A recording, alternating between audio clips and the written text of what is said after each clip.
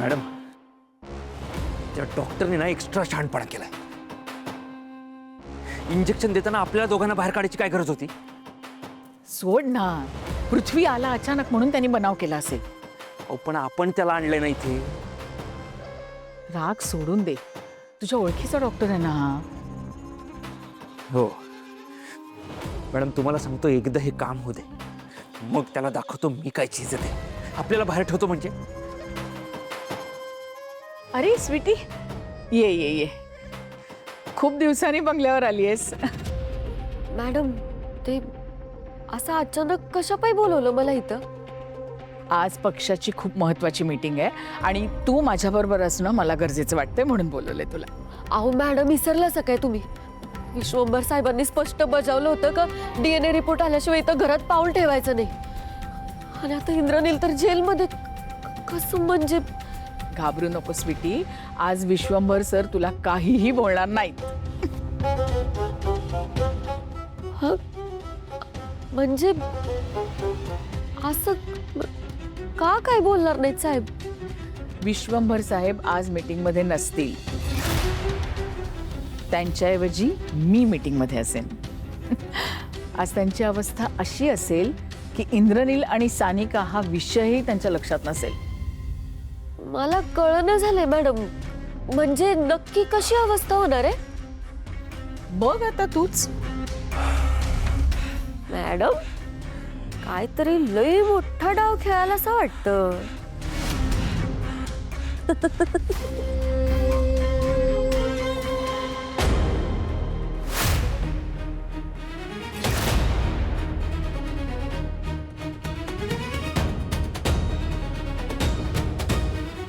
ही इथे कशी घाली?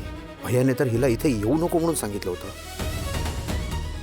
काय ग स्वीटी, भैयाने तुला इथे यायला मनाई केली होती ना? मी बोलवलं तिला पृथ्वी. तू बोलवलंयस? मग ठीक आहे. नंदा का तू भैयासाठी किती काय काय करतेस, जे त्याच्या औषधं गोळ्या अगदी वेळेवर पोहोचवतेस, डॉक्टरचा फॉलोअप घेतेस. मला तर वाटतंय तुझ्या काळजीमुळेच तो बरा होईल. मग भावासाठी एवढं सगळं करायला नको का? अरे म्हणजे आणि आता तर तो कायमचा बरा होणार आहे.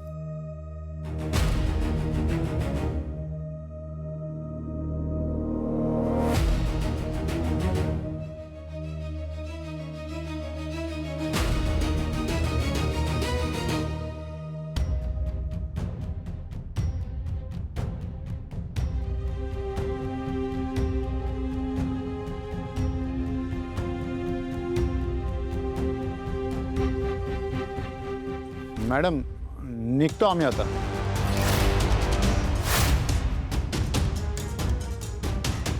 डॉक्टर थांबा.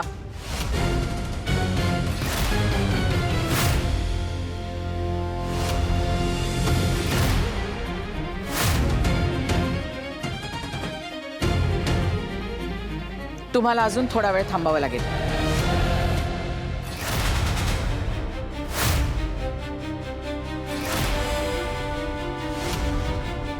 आता पक्षाची एक महत्वाची मीटिंग आहे. त्या मीटिंग मध्ये विश्वंभर जर चुकून हायपर झाला तर खूप मोठा प्रॉब्लेम होईल. म्हणून तुमचं थांबणं गरजेचं आहे.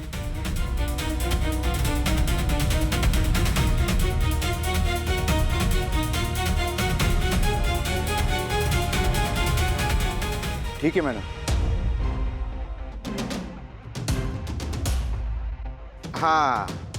हा निर्णय सुद्धा तू अगदी योग्य घेतलास.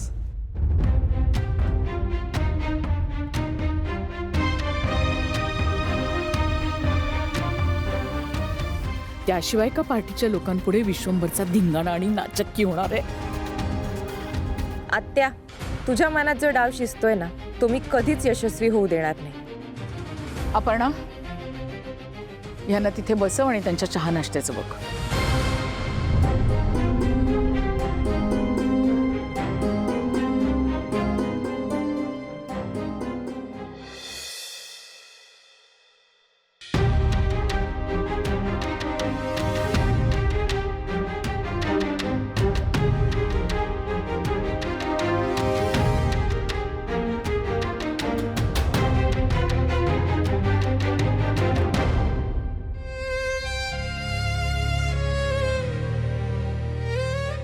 माझा खोलीला लॉक का लावलंय?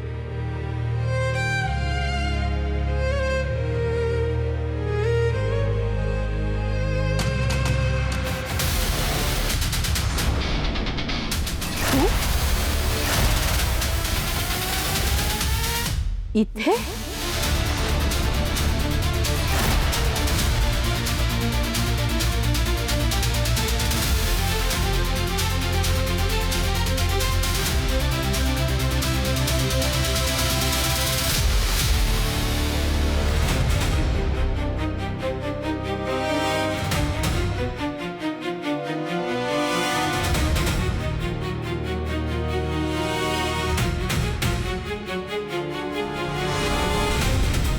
आता सगळं संपलं.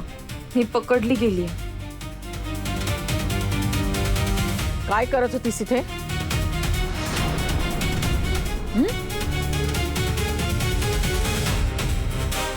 विरोबा बंद काय ते बघत होते. जिची रूम आहे ना ही, तिच्याशी आमचा काहीही संबंध राहिलेला नाही, म्हणून ही रूम बंद आहे. आणि ही जिची रूम आहे ना ती मेली आहे हे सांगायला मला खूप आवडलं असतं, पण दुर्दैवाने ती जिवंत आहे. असो, बाय द वे हे शिक्षण मंत्र्याचं घर आहे. हा, कुठेही घुसायला आणि असा हात लावायला हे काय तुला तुझं घर वाटलं? बेशिस्त कुठली? निघ.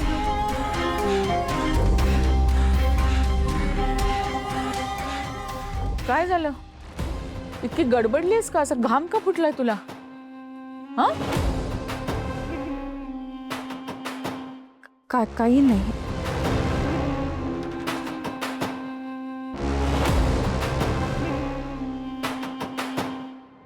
काय म्हणजे म्हणजे आम्ही जेवण बनवायचंय? मग कोण बनवणार ग? ती नटमोगरी तर घरात नाही ना व. हे बघ आई, आमसनी कळतंय काय? तुझे सून घरात नाही म्हणून उगा आमच्यावर हुकूम झाडू नको. मग कुणावर सोडणार? हा, मी करू का सगळ्यांचा स्वयंपाक? मग आई हे बघ, आमसनी कळतंय ती पोरगी तुझ्या नाकावर टिचून गेली, तुझा शब्द पाडून गेली, म्हणून ती जरा काय तू काय आमच्यावर काढणार आहे काय? ते काय नाही, आम्ही जेवण नाही बनवणार बाई. हे बघ, ती घरात येऊ दे, कशी सरळ करतो ना ती बघच तू. पण आता मात्र बाई तूच कर स्वयंपाक. मला नाही होत ग सगळ्यांचा स्वयंपाक. माझा हात पाय लय दुखतात आणि गुडघं पर कामात केले तर बाई. आमचंच नशीब फुटकं. आमसनी का नाही एक सुखाचा घास नाही का या घरात? आमसनी सांग कुठली नणन काम करते सून घरी असताना आणि आम्ही करायचं? थांब.